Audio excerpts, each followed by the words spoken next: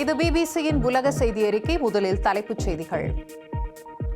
திபெத்தின் Everest சிகரத்திற்கு அருகே ஏற்பட்ட சக்தி வாய்ந்த நிலநடுக்கம் 95 பேர் உயிரிழந்ததாகவும் நூற்றுக்கணக்கானோர் காயமடைந்ததாகவும் கூறும் சீன அரசு ஊடகம். 9 ஆண்டுகள் கனடா பிரதமராக இருந்த ஜஸ்டின் ட்ரூடோ ஆதரவில் வீழ்ச்சி மற்றும் கட்சியில் பிளவை தொடர்ந்து பதவி விலகல். அமெரிக்காவின் பெரும் பகுதியை முடக்கிய குளிர்கால பனிப்புயல், 0 டிகிரிக்கும் குறைவான தட்பவெப்பத்தால் துன்புறும் மக்கள். வணக்கம். இன்றைய செய்தி அறிக்கைக்கு உங்களை வரவேற்பது ஆஷ்லி பி ஜாய். திபெத்தில் நிகழ்ந்த சக்தி வாய்ந்த நிலநடுக்கம் குறித்த செய்திகளை முதலில் பார்க்கலாம். திபெத்தில் ஏற்பட்ட சக்தி வாய்ந்த நிலநடுக்கத்தில் குறைந்தது 95 பேர் உயிரிழந்ததாகவும் பலர் காயமடைந்ததாகவும் சீன அரசு ஊடகம் தெரிவித்துள்ளது. இவை அந்த பகுதியின் சமீபத்திய காட்சிகள். நூற்றுக்கணக்கான கட்டடங்கள் இடிபாடுகளாகிவிட்டன. நிலநடுக்கத்திற்கு பிறகு வலுவான அதிர்வுகள் இருந்ததால் கட்டடங்களுக்குள் செல்வதற்கே அஞ்சுவதாக உயிர் பிழைத்தவர்கள் கூறினர். உள்ளூர் நேரப்படி காலை 9 மணி அளவில் 7.1 என்ற அளவில் நிலநடுக்கம் ஏற்பட்டது. திபெத்தில் பௌத்தர்களின் புனித நகரான ஷிகாட்சேவில் நிலநடுக்கத்தின் மையம் இருந்தது. இங்குதான் எவரெஸ்ட் சிகரமும் உள்ளது. நேபாளத்தின் தலைநகரான காத்மாண்டுவிலும் வட இந்தியா மற்றும் பூட்டானிலும் நில அதிர்வுகள் உணரப்பட்டன. முக்கிய புவியியல் பகுதியில் அமைந்திருப்பதால் இங்கு நிலநடுக்கங்கள் பொதுவாக நிகழ்கின்றன. மலைப்பகுதி கிராமங்களில் நூற்றுக்கணக்கான வீடுகள் பாதிக்கப்பட்டுள்ளதாகவும் மின்சாரம், குடிநீர் வசதிகள் துண்டிக்கப்பட்டுள்ளதாகவும் சீன அரசு ஊடகம் தெரிவிக்கின்றது. இந்த பகுதியில் வெப்பநிலை 0க்கு கீழே உள்ளது. மீட்பு பணிகளை தொடங்கியுள்ள சீன ராணுவம் உதவி தேவைப்படுபவர்களை சென்றடைய ட்ரோன்களை பயன்படுத்துகிறது. நிலநடுக்கத்தின் தாக்கத்தை அதிகாரிகள் மதிப்பிடத் தொடங்கியுள்ளனர்.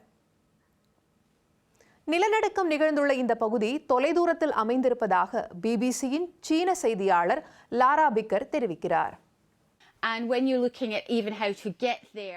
பாதிக்கப்பட்ட பகுதியை சென்றடைய ஆளில்லா ட்ரோன்களை சீன விமானப்படை பயன்படுத்தி வருகின்றது. அதிக உதவி தேவைப்படுபவர்களை இதன் மூலம் நேரடியாக சென்றடைய முடிகிறது. மலைப்பகுதிகளில் உள்ள கட்டடங்களே சேதமடைந்துள்ளதால் மலைப்பகுதி சமூகங்கள் பாதிக்கப்பட்டுள்ளன. சேதங்களை குறைக்க பாடுபட வேண்டும் என்று அதிபர் ஷி ஜின்பிங் ஏற்கனவே ஆணைகளை பிறப்பித்துள்ளார். தேவையான குடிநீர், மின்சாரம் மற்றும் போதுமான தங்குமிடங்கள் மக்களுக்கு கிடைப்பதை உறுதி செய்யவும் அவர் கூறியுள்ளார். அடுத்த சில மணி நேரங்களில் அதிக மீட்பு பணியாளர்கள் சம்பவ இடத்திற்கு விரைந்துள்ளனர். முன்பு நிகழ்ந்த நிலநடுக்கங்களால் அவற்றை சமாளிக்கும் முன் அனுபவம் சீனாவுக்கு உள்ளது.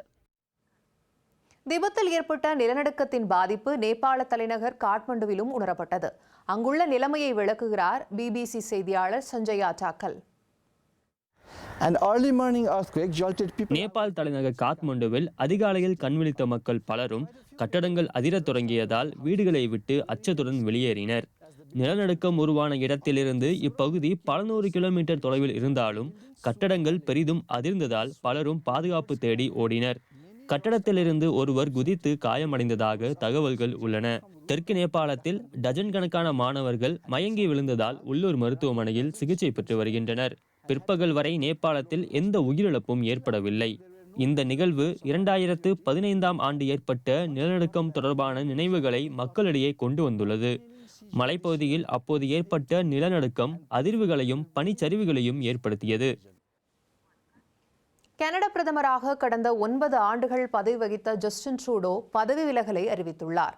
வாழ்க்கை செலவு அதிகரிப்பு, வீட்டு வசதி மற்றும் குடியேற்றம் குறித்த கவலைகளுக்கு மத்தியில் அவரது லிபரல் கட்சிக்கான ஆதரவு விகிதம் வீழ்ச்சியை சந்தித்துள்ளதால் கடந்த சில மாதங்களாக அவர் கடுமையான அழுத்தத்தை எதிர்கொண்டு வந்தார். அடுத்த தலைவரை தேர்ந்தெடுக்கும் வரை ட்ரூடோ இடைக்கால பிரதமராக நீடிப்பார். இதுகுறித்து பிபிசியின் வட அமெரிக்க செய்தி பிரிவின் ஆசிரியர் சாரா ஸ்மித் வழங்கும் தொகுப்பை பார்க்கலாம்.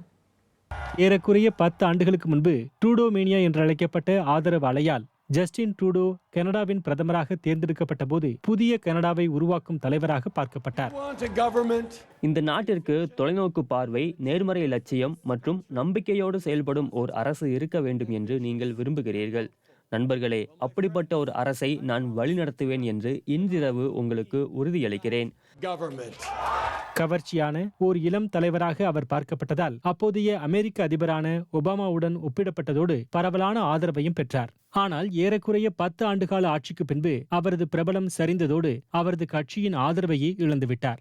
I intend to resign. நாடு அளவில் நடைபெறும் போட்டி செயல்முறை வாயிலாக கட்சி அடுத்த தலைவரை தேர்ந்தெடுத்த பின்பு பிரதமர் மற்றும் கட்சி தலைவர் பதவியிலிருந்து விலக நான் திட்டமிட்டுள்ளேன். Nationwide competitive process.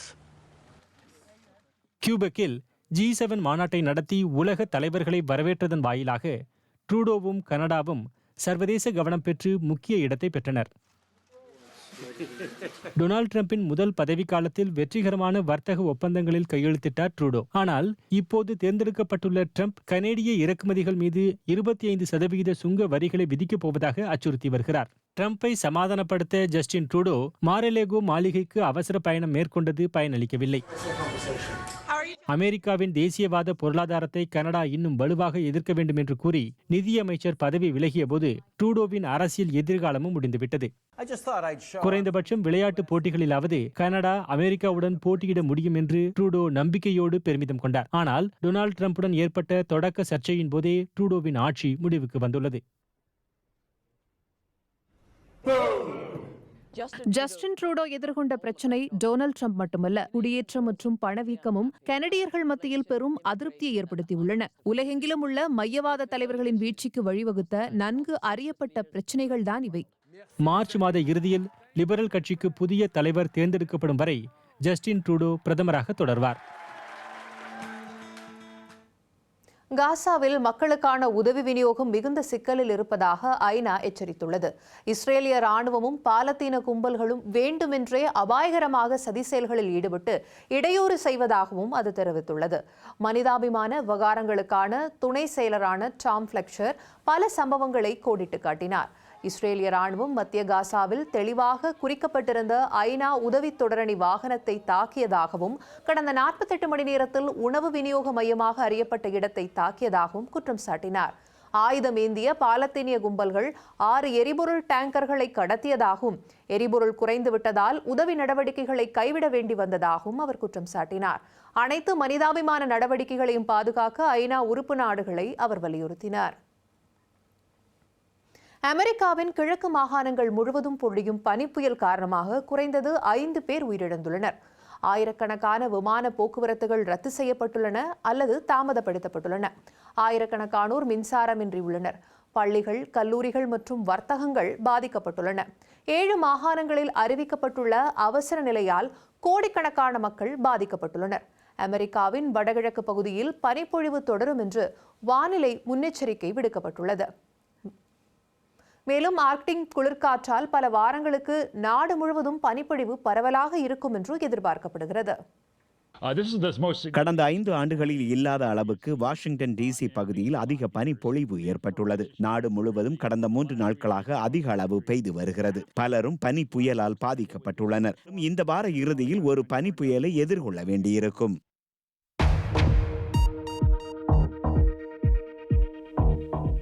சூடானில் ஏற்பட்டுள்ள பஞ்சம் 5 பகுதிகளுக்கு பரவி பேரழிவு நிலவை எட்டியுள்ளதாக ஐநாவின் மனிதாபிமான விவகாரங்களை ஒருங்கிணைக்கும் எடெம் வொசோமு தெரிவித்திருக்கிறார். உதவி விநியோகங்கள் உடனடியாக வழங்கப்பட வேண்டும் என்று அவர் விரும்புகிறார். கடந்த ஆண்டு தொடங்கி சூடானில் 1,10,00,000க்கும் அதிகமானோர் தங்களின் வீடுகளை விட்டு இடம்பெயர்ந்துள்ளனர்.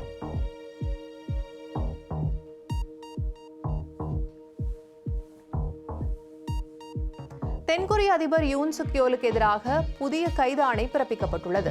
கடந்த வாரம் யூன் கைதாவதை பாதுகாத்து பணியாளர்கள் தடுத்துவிட்டனர். 1 மாதத்திற்கு முன்பு தென்கொரியாவில் ராணுவ சட்டத்தை அமலாக்கி கிளர்ச்சியை தூண்ட முயற்சித்த குற்றச்சாட்டின் பேரில் புலனாய்வாளர்கள் அவரை விசாரிக்க விரும்புகிறார்கள்.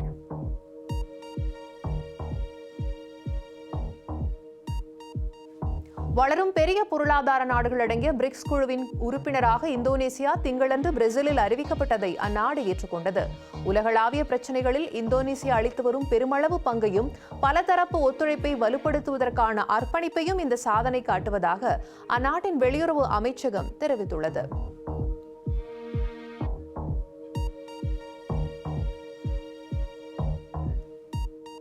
இத்துடன் இன்றைய நிகழ்ச்சி நிறைவடைகிறது. இங்கே BBC உலக செய்தி அறையிலிருந்து நாளை மற்றொரு நிகழ்ச்சியில் சர்வதேச செய்திகளுடன் உங்களை வந்து சந்திக்கும் வரை வணக்கம் நேயர்களே. இன்றைய இரவு நள்ளிரவாகட்டும்.